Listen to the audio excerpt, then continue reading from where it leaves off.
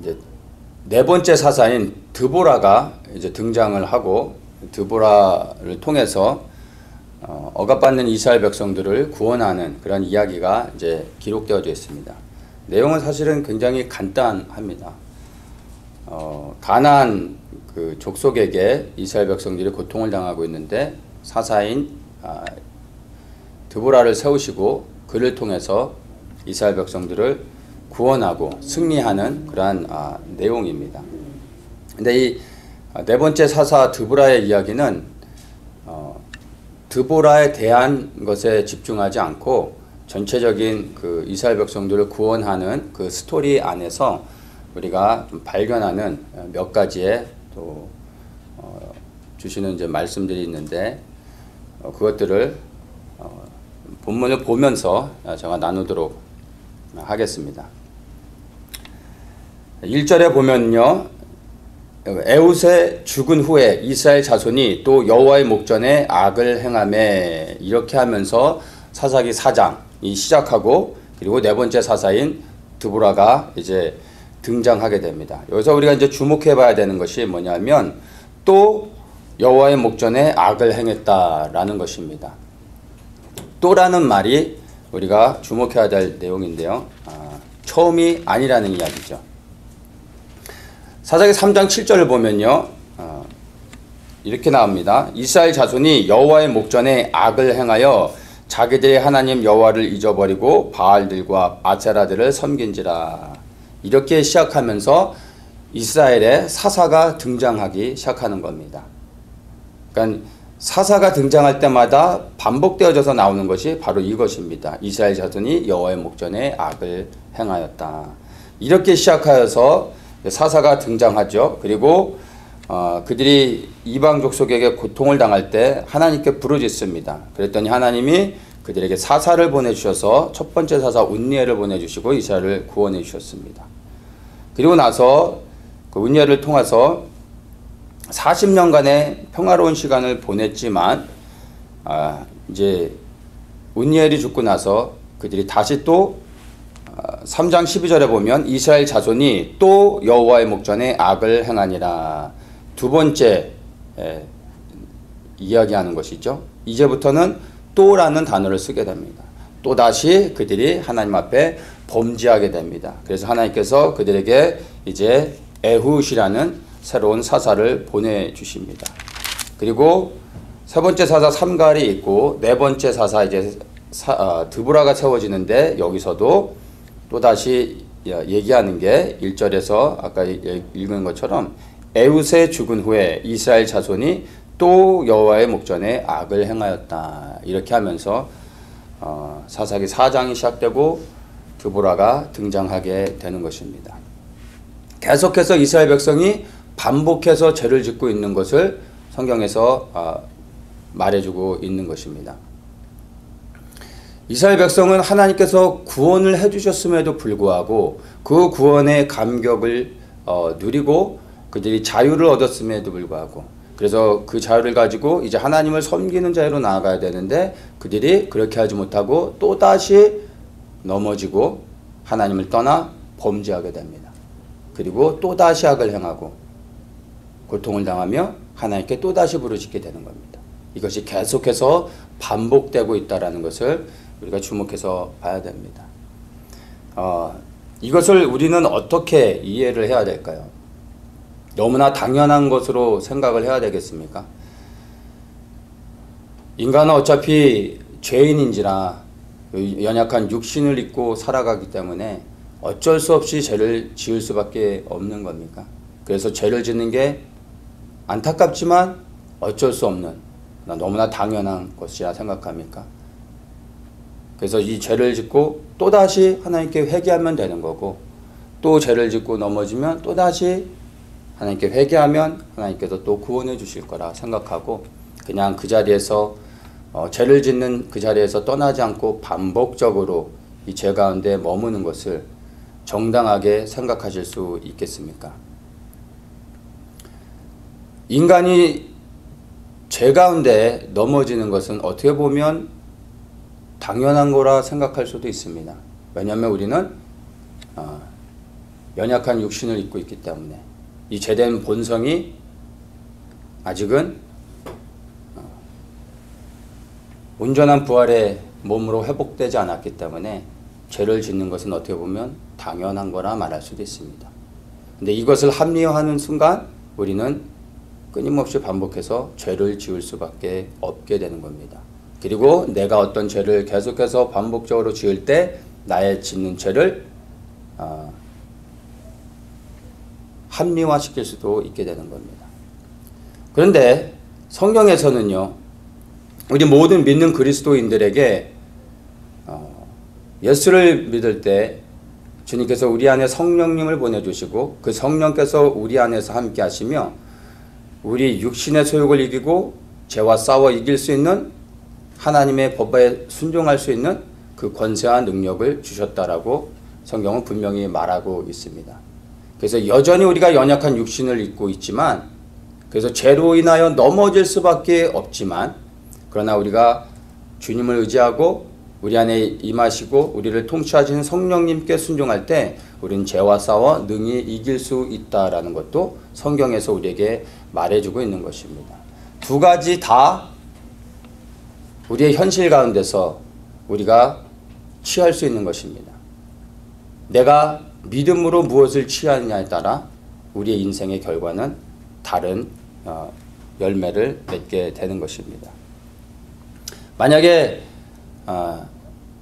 내가 죽고 내 안에 예수 그리스도께서 사신다라고 믿으며 그 주님께 내가 온전한 순종을 이룰 때 내 안에 계신 주님이 육신의 정욕을 이기고 죄의 소욕을 꺾고 하나님의 법에 순종하여 승리할 수 있게 해주신다는 것을 믿으면 우리는 반복되는 죄에서 벗어나고 승리를 경험할 수 있게 되는 것입니다.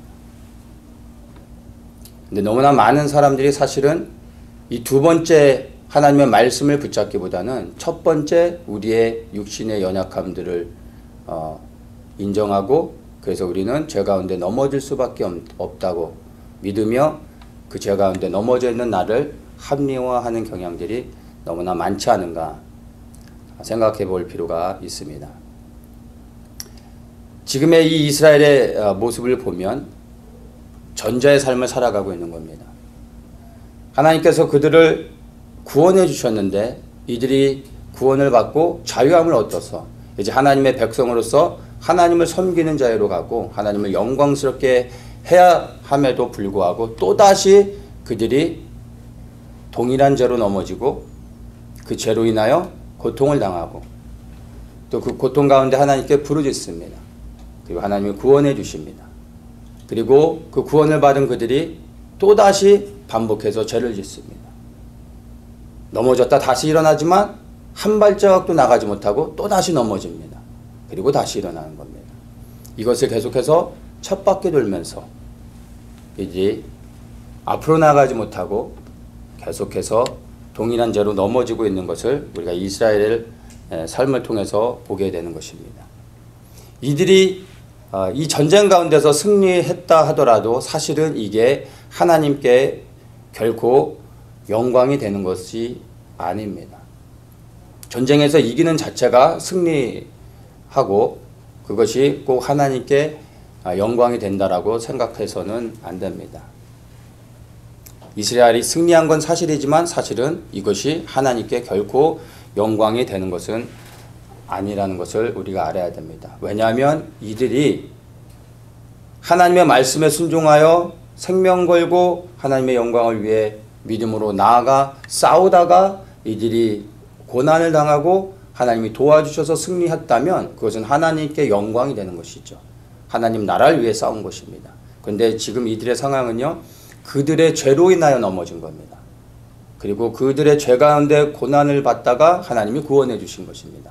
승리는 승리이지만 그 승리로 인하여 이스라엘 백성들에게는 그게 영광이고 감사가 될지 모르지만 하나님에게는 조금도 영광이 되지 않는다는 것입니다.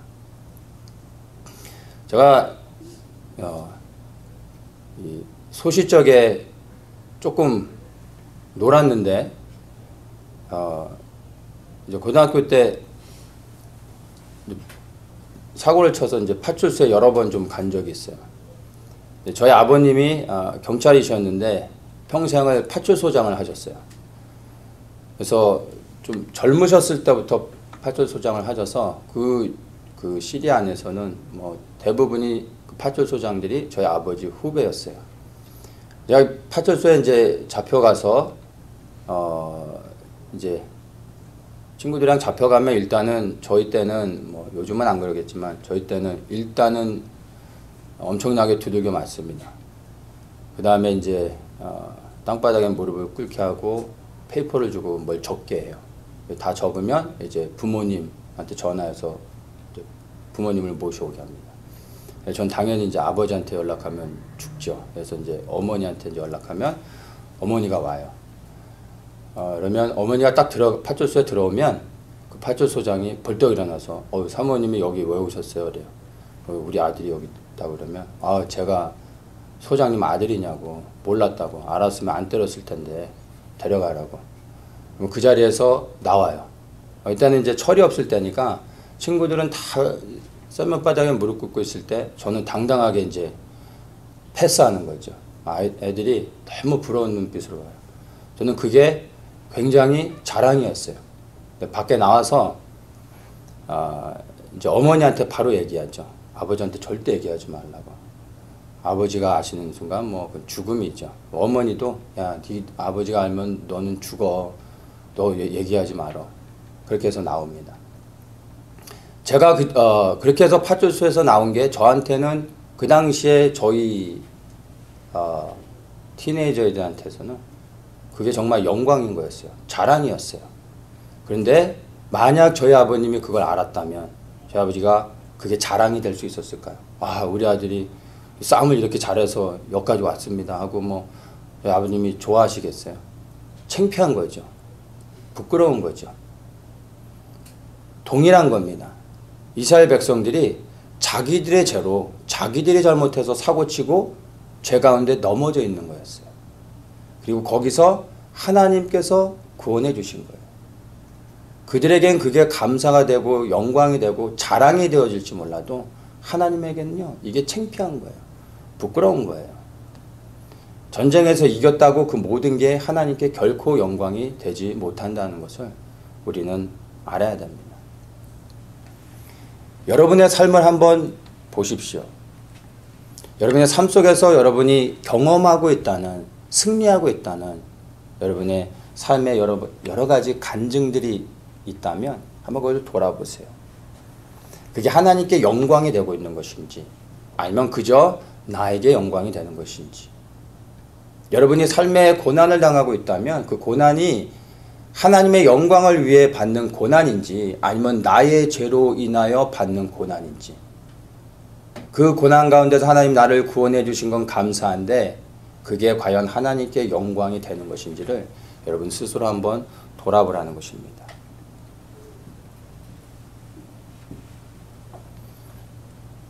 하나님께 영광을 올리지 못하고 그저 죄에서 구원받는 것으로 똑같이 반복되는 그런 삶을 살고 있다면 여러분 그것은 결코 하나님께 영광이 되지 않을 뿐만 아니라 그러한 삶에서 벗어나지 않고 앞으로 나아가지 못한다면 여러분 인생의 마지막 끝은 우리가 생각하지 못했던 무서운 결말을 맞이할 수도 있는 것입니다. 이스라엘 백성이 이런 끊임없는 똑같은 죄로 인하여 하나님 앞에서 넘어집니다. 하나님이 그들을 구원해 주시고 지켜주셨음에도 불구하고 그들이 하나님을 믿는 백성으로서 그 땅 가운데서 빛을 발하고 모든 이방 족속들에게 하나님의 영광을 드러내고 그 이방의 족속들이 그들을 통하여 하나님을 만나고 하나님께 나와 구원을 얻도록 해야 되는데 그들이 그렇게 하나님의 영광을 위해 살지 못하고 끊임없이 자기들의 죄로 하나님을 떠나 범죄하고 우상을 섬기며 넘어집니다. 그 결과 반복되는 죄를 끊어내지 못했을 때 이스라엘의 결과가 무엇입니까? 멸망을 당했습니다. 반복되는 죄 가운데서 계속해서 넘어지고 또다시 일어나지만 나아가지 못하고 또다시 넘어지는 삶을 살아가고 있다면 여러분의 인생의 마지막 끝은 멸망을 당할 수도 있다는 것입니다. 그저 하나님이 다시 일으켜 준 것을 승리한 것으로 생각한다면 그것은 착각입니다. 여러분의 삶을 돌아보셔야 됩니다.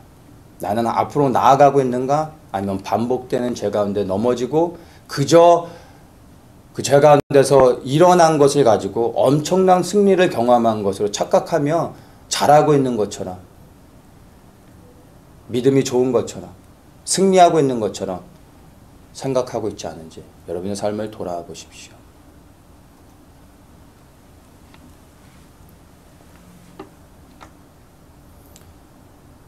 여기에 보니까 초신자는 없고 최소한 30년 이상 신앙생활을 하신 분들, 대신앙도 많으신데,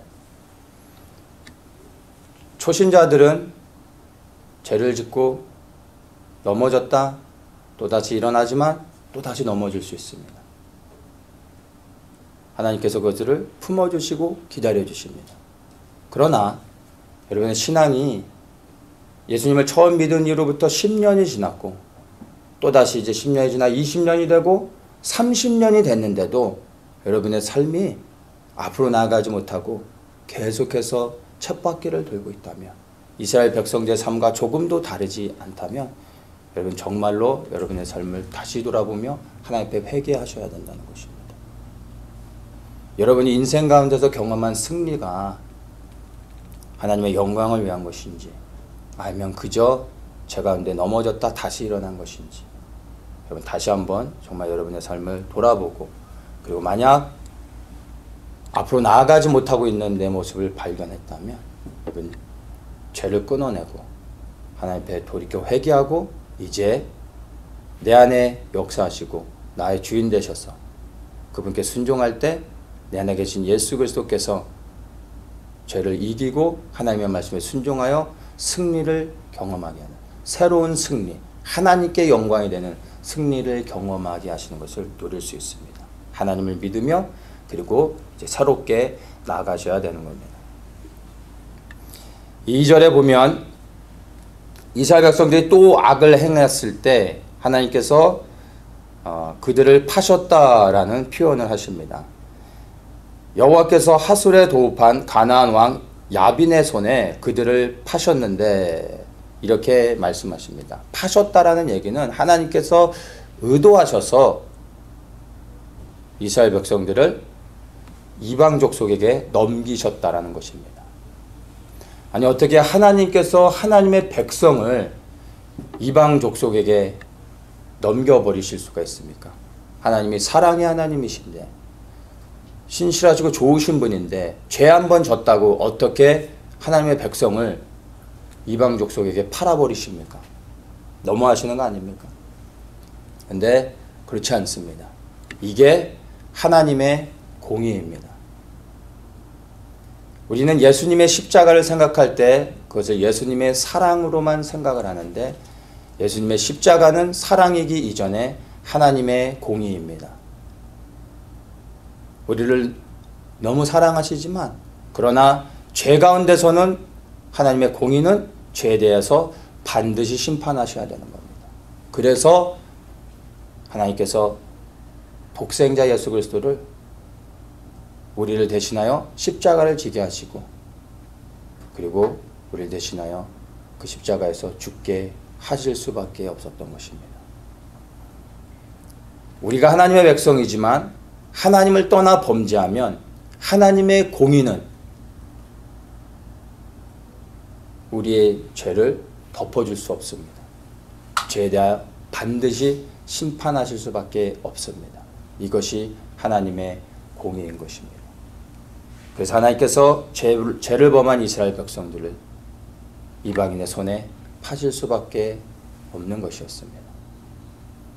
우리가 예수님을 믿고 거듭나고 구원받은 하나님의 백성으로 살아가고 있지만 그러나 우리가 예수님을 믿는다라고 말하고 예수님을 위해 살아간다고 고백하면서도 하나님 앞에서 범죄하여 하나님을 떠나 죄를 짓게 되면 우리도 하나님께서 하나님의 공의에 의해 우리를 세상 가운데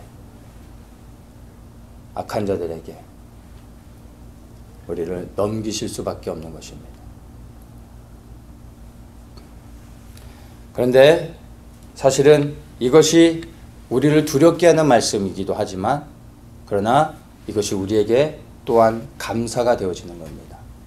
왜냐하면 우리가 죄를 졌음에도 불구하고 하나님께서 우리의 죄를 그냥 덮어주시고 가려주시고 그 죄에 대해서 아무런 말씀을 하지 않으신다면 우리는 우리가 잘하고 있는 것처럼 생각하고 착각하고 그 죄에서 돌이키려고 하지 않고 끊임없이 죄를 반복하며 짓게 될 겁니다.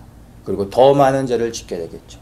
그리고 그 마지막은 영원한 불의 형벌을 받고 고통을 당하는 영원한 그 불에 들어가는 심판을 받게 되는 것입니다. 그런데 감사하게 우리가 죄를 졌을 때 하나님께서 우리를 그냥 두지 않으시고 고난 가운데 두시며 징계하시고 책망하신다는 것입니다. 그래서 그것을 통해 우리가 하나님 앞에 범죄하였음을 깨닫게 하고 이스라엘 백성들처럼 그 고난 가운데서 하나님께 다시 부르짖을 수 있도록 징계와 책망을 통해 우리에게 말씀하고 계시다는 겁니다. 사실은 그래서 그 징계와 책망이 우리의 삶 속에 허락하시는 고난이 우리에겐 다시 우리를 살리시는 하나님의 사랑과 은혜인 것입니다. 모든 고난이 하나님의 징계와 책망은 아닙니다. 그러나 우리가 하나님을 떠날 때 반드시 우리는 고난을 받습니다. 하나님의 징계와 책망을 받는 것입니다.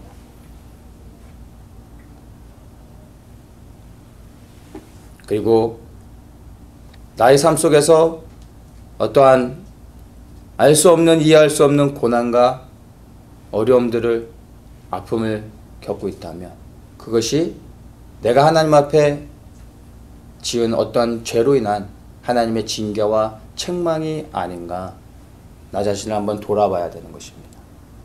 그리고 나의 죄를 깨달을 수 있다면 그리고 깨닫게 되어진다면 그것을 하나님께 무릎 꿇고 회개하며 다시 하나님께 나와 죄사함을 받고 회복되어져서 하나님 앞에 다시 세워지고 하나님의 영광을 위해 살아가야 되는 것입니다. 히브리서 12장 6절에 이렇게 말합니다. 주께서 그 사랑하시는 자를 징계하시고 그 받으시는 아들마다 채찍질 하심이니라. 사랑하시기 때문에 우리를 죄 가운데 그냥 두지 않으시고 말씀하시는 겁니다. 책망하시고 징계하시며 그 죄에서 떠날 수 있도록 우리 가운데 말씀해 주시는 것이 바로 하나님의 은혜임을 기억하십시오. 여러분의 삶 속에서 당하고 있는 고난을 여러분 하나님의 은혜 안에서 바르게 해석하고 그리고 하나님께 온전히 반응하며 나아가시기를 예수님의 이름으로 축복합니다. 두 번째는 이제 이스라엘 백성들과 가나안 족속이 전쟁을 치릅니다. 그리고 그 전쟁에서 승리하게 되는 것을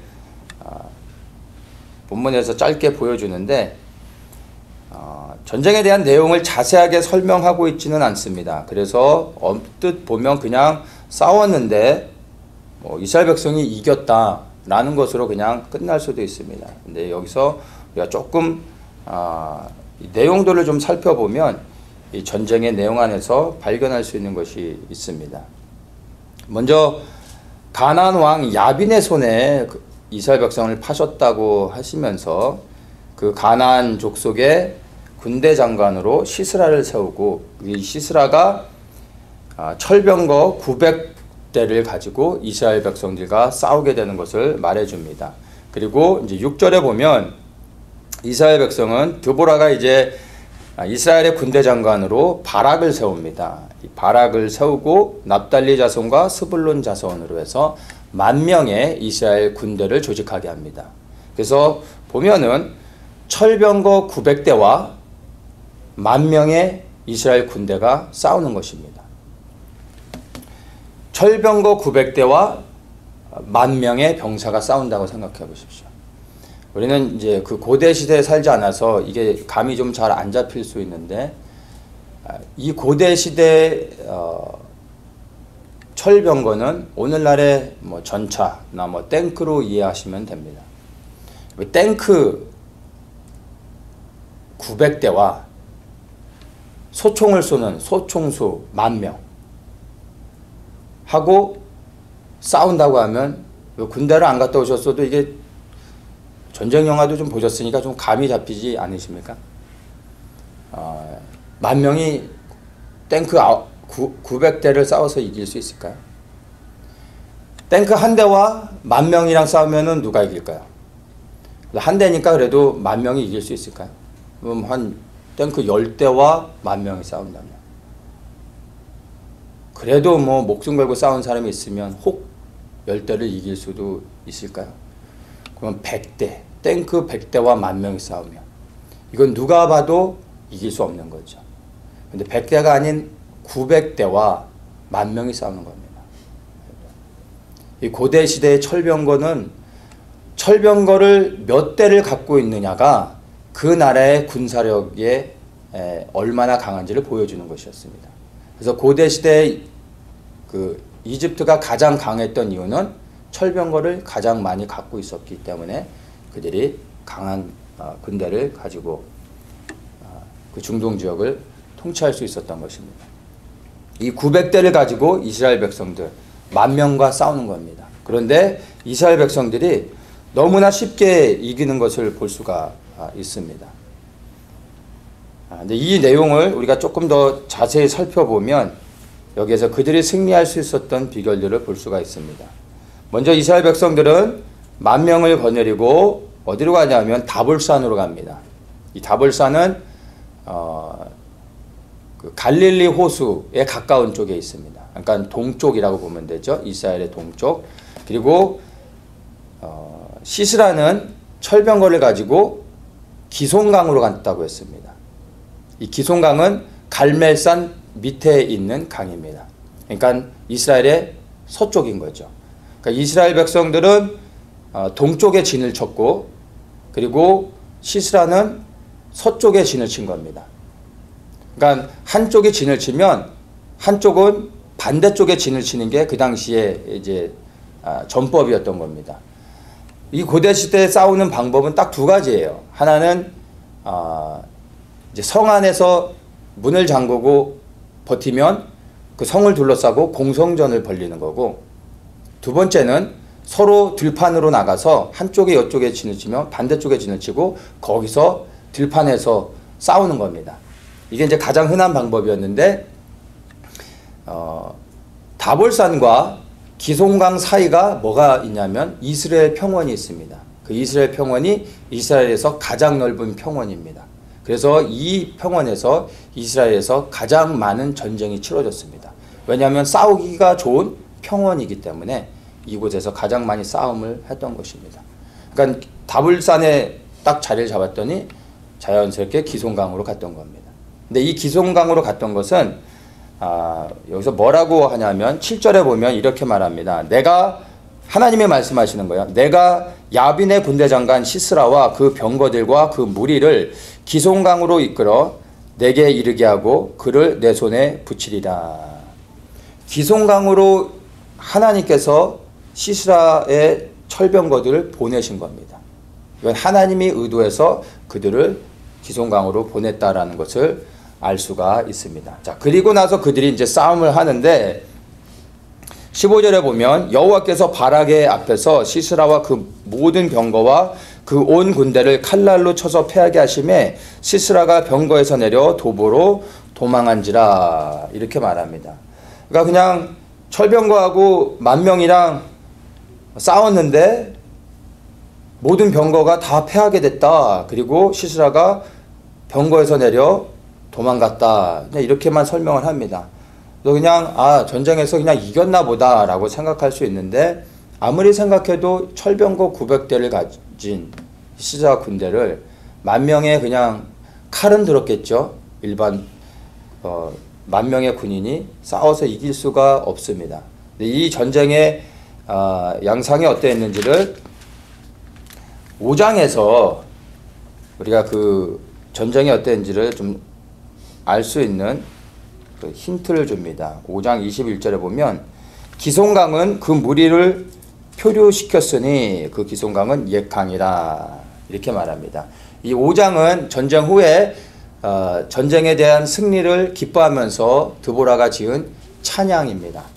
그 찬양 가운데 그렇게 고백하는 거예요. 기송강은 그 무리를 표류시켰으니 이렇게 말하는데 이게 전쟁이 어떠했는지를 알 수 있는 힌트가 되는 것입니다. 표류시켰다라는 말의 의미가 휩쓸어 버렸다라는 말의 의미로 우리가 이해를 하면 됩니다.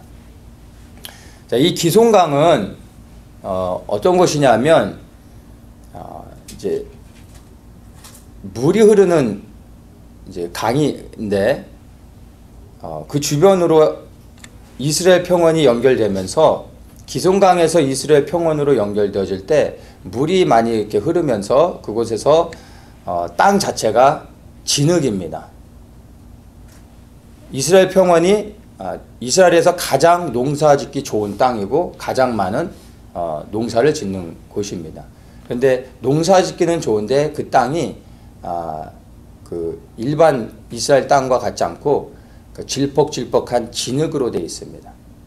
그래서 기송강에서 진을 치고 이스라엘 평원으로 이스라엘 백성들과 싸우러 나아가다가 철병거들이 진흙에 빠진 거예요.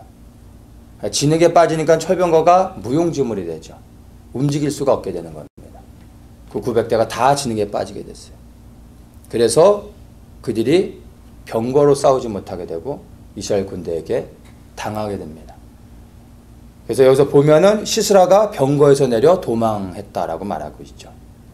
만약에 전쟁에서 싸우다가 그냥 패했다면 시스라가 도망갈 때 어떻게 도망가야 되겠습니까? 병거를 타고 도망가야죠. 그래야 빨리 도망가지 않겠어요? 근데 병거에서 내려 도망갔다는 이유는 병거를 가지고 도망갈 수 있는 상황이 아니었다라는 거예요. 모든 병거가 진흙에 빠진 거죠. 또 한 가지는 이제 기송강은 이스라엘에서 두 번째로 큰 강입니다. 요단강 다음으로 큰 강인데 주변에 이제 여러 가지 이제 많은 와디들이 연결되어 있어요. 그러니까 와디는 비가 오면 그 비가 흘러내려가는 수로의 통로가 되는 그런 역할을 하는 것인데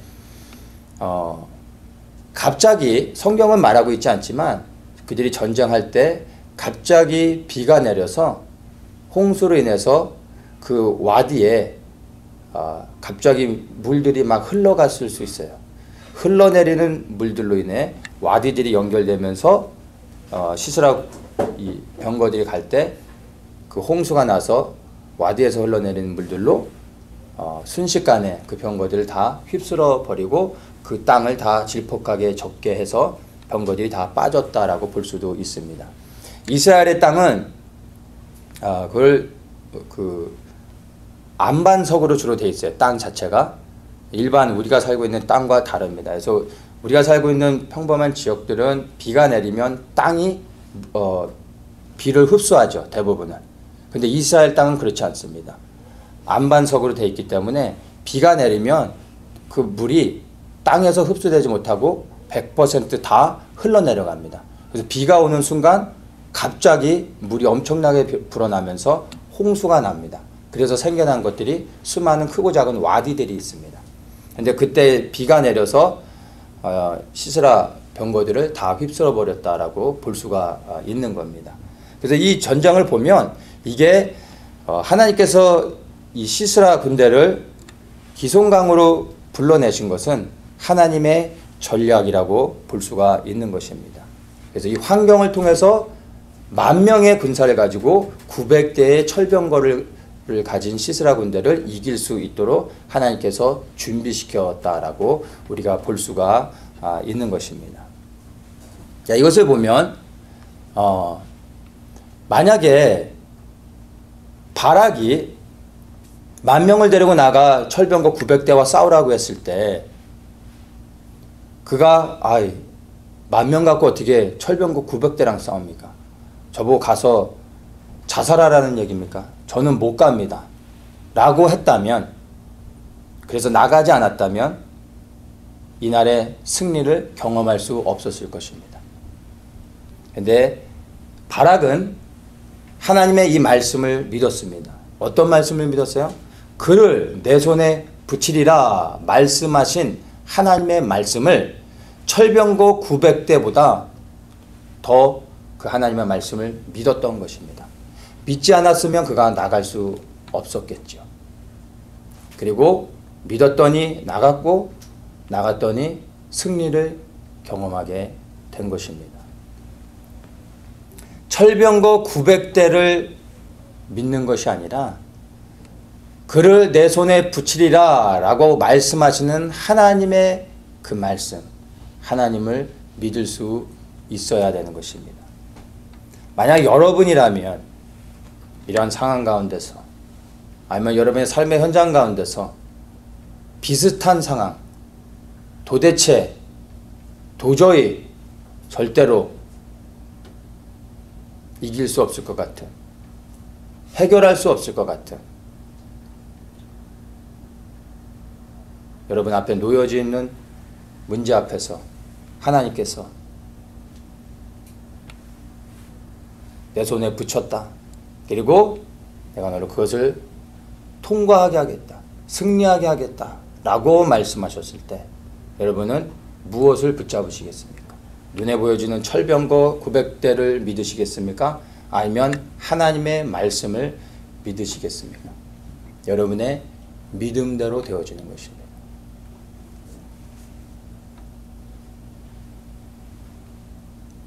보이는 것이 여러분 다가 아니라는 것을 여러분 믿으시기를 축복합니다.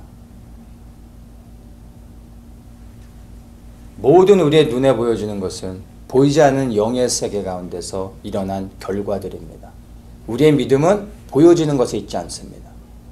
보여지지 않지만 실지 않은 이 영의 세계, 이 하나님의 말씀, 하나님의 행하실 것들을 믿을 때 그리고 순종하며 나아가면 우리의 보여지는 현실 세계 가운데, 이 3차원의 세계 가운데서 하나님의 승리를 경험할 수 있게 되는 것입니다. 보이는 것을 믿지 마시고 하나님을 믿으십시오. 감각되어지는 것, 느껴지는 것, 보여지고 들려지는 게 다가 아닙니다. 그 모든 것을 넘어 오직 하나님을 더욱더 믿으시기를 축복합니다. 하나님을 믿는 자만이 하나님이 약속하신 승리를 경험할 수 있는 것입니다.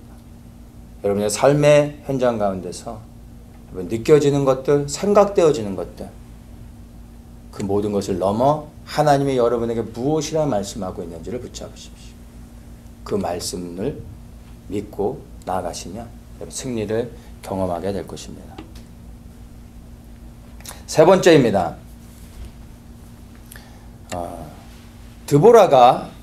사사인 드보라가 바락에게 10,000명의 군사를 데리고 가서 시스라의 철병거와 싸우라고 얘기했습니다. 그를 내 손에 붙이리라 하셨느니라 이렇게 말하죠. 그 말은 너가 나가서 싸우면 너가 그 승리를 얻게 될 것이다. 그리고 너가 그 영광을, 승리의 영광을 차지하게 될 것이다. 이런 얘기한 것이죠. 그러니까 바락 보고 나가라고 한 것이었습니다. 그런데 바락이 8절에 이렇게 말합니다. 당신이 나와 함께 가면 내가 가려니와 당신이 나와 함께 가지 아니하면 나는 가지 않겠노라. 이렇게 말합니다. 그랬더니 드보라가 이렇게 말합니다. 답변을 하죠. 9절에 내가 반드시 너와 함께 가리라. 그러나 내가 이제 가는 일로는 영광을 얻지 못하리니 이는 여호와께서 시스라를 여인의 손에 파실 것임이니라. 이렇게 이제 말합니다.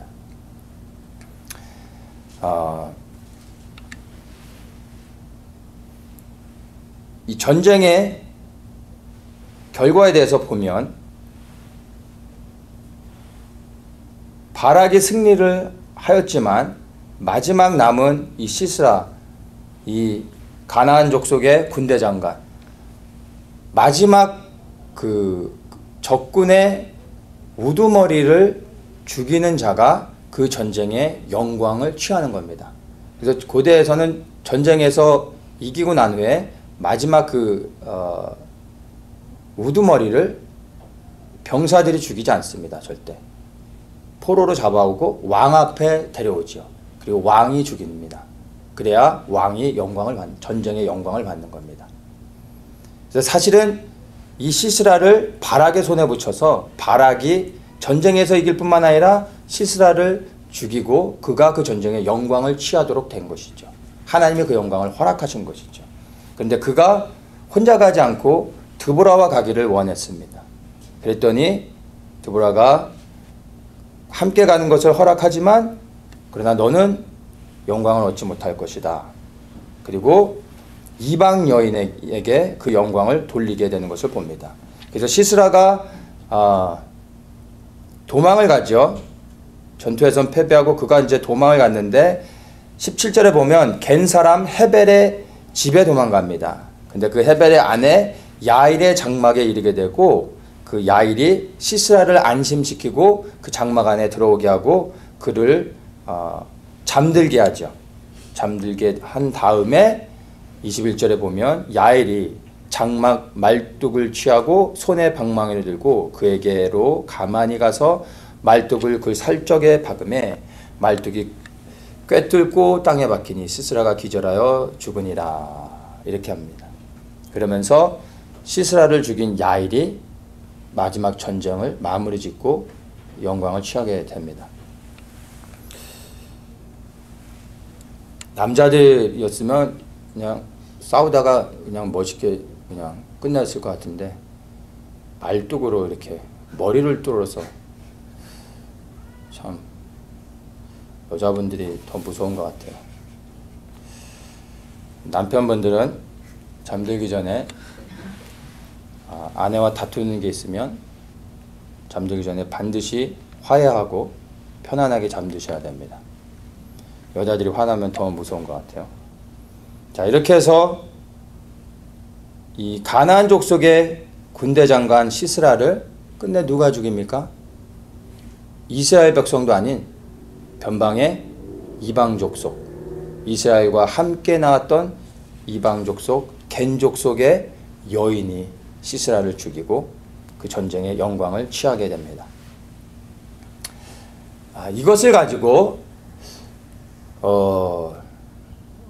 대부분의 사람들은 이것을 해석할 때 바락이 실수한 것이라고 봅니다.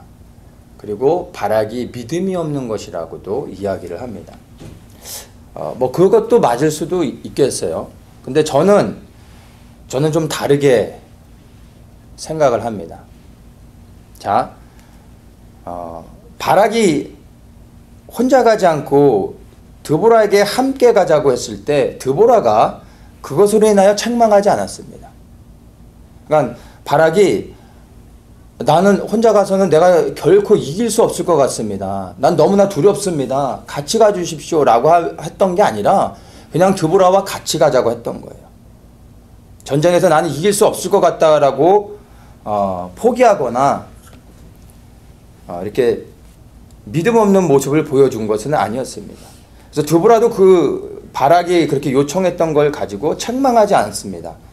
다만 너가 받을 영광을 다른 사람이 취할 것이다 라고 말했을 뿐이에요. 그리고 이것으로 인하여 전쟁의 승패가 바뀐 것도 아니에요. 이스라엘이 이겼습니다. 승리를 했습니다. 저는 이것을 이렇게 생각을 합니다. 드보라는 사사이기 전에 이스라엘의 여자 선지자였고 그리고 예언자였습니다.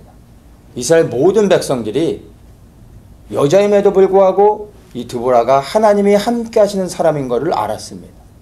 모든 백성들이 이 드보라에게 나와 하나님의 지혜를 구하고 재판을 받으며 말씀을 순종했습니다.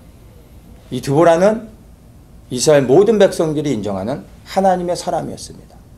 그러니까 바락이 드보라에게 같이 가자고 했지만 사실은 드보라라는 여자가 아니라 드보라와 함께 하시는 하나님과 함께 가길 원했던 것입니다. 그래서 드보라를 전쟁 가운데 함께 가기를 초청했던 것입니다. 그래서 하나님과 함께 하기 위해서 그가 받을 수 있는 개인의 영광을 포기했던 것이죠. 개인이 받는 영광보다 하나님과 함께하는 것을 선택했던 것입니다. 그 결과가 뭐죠? 만약에 바락이 혼자서 갔다면 혼자서 전쟁에서 승리하고 영광을 받는 거죠. 근데 드보라와 같이 갔더니 드보라와 함께 바락이 연합하여서 합력하여 선을 이룬 거죠. 그래서 승리하게 됐잖아요. 그리고 겐 사람 이방 여인도 이 전쟁 가운데 큰 몫을 담당하게 되고 하나님의 대적을 죽이는 성과를 이루고 이 성경에 기록되어지는 영광을 잊게 된 것입니다. 오히려 바락 한 사람이 아닌 여러 사람이 협력해서 하나님의 영광을 드러내고 승리하게 됐다는 것을 우리가 볼 수가 있는 것입니다. 바락은 혼자 개인의 영광을 취하는 것보다 하나님과 함께하는 것을 더 중요하게 여기고 그것을 선택했다라고 볼 수가 있습니다. 저는 이 바락이 천국에 가서 이 사건으로 인해서 그가 받을 상급이 줄어들었다고 생각하지 않습니다. 다만 야엘이라는 이 여인의 상급은 늘어났겠죠. 그러나 다른 사람의 상급이 늘어난다고 해서 나의 상급이 줄어드는 것은 결코 아닙니다. 이것이 믿음 없는 행동이라고 볼 수는 없는 겁니다. 승리를 취하고 영광을 받는 것도 좋고 또 중요하겠지만 더 중요한 것은요, 매 순간 하나님과 함께하기로 선택하는 것입니다. 그것이 내가 영광을 받고 내가 승리를 경험하는 것보다 사실은 더 중요한 것입니다. 바락은 이 좋은 것을 선택한 것입니다. 여러분도 삶의 현장 가운데서 여러분이 개인이 취할 수 있는 영광도 있겠지만 그것을 넘어 더 중요한 하나님과 동행하며 하나님과 함께하는 것을, 그 더 좋은 것을 선택하시는 우리 모든 성도님들 되시기를 예수님의 이름으로 축복합니다.